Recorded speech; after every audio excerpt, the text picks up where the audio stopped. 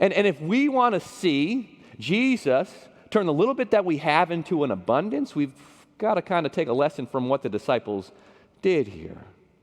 What did they do? The first thing we need to understand is they took the little bit that they had and they gave it over to Jesus, right? Jesus said, give me what you have. He didn't say exactly what he was going to do with it. It's maybe they were like, man, we send the crowds away, we get to eat this ourselves, but Jesus is like, give it to me. No, give it to me. Hand it over.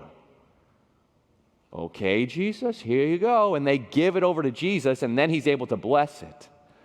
When we keep things to ourselves, when we keep our money to ourselves, when we keep our calendar to ourselves, all our time, our energy to ourselves, God's not going to bless it.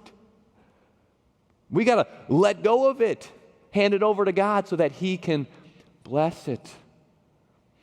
Jesus says it this way in Luke chapter 6. He says, give, and it will be given to you. A good measure, pressed down, shaken together, and running over will be poured into your lap. For with the measure you use, it will be measured back to you. Yes, God doesn't bless greed.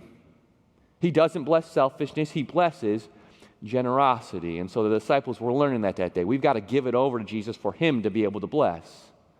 But then Jesus gives it back to his disciples, right? He blesses and he gives it back to his disciples for them to then give out again, right? And they've got to make the decision, okay, do we now give it away again?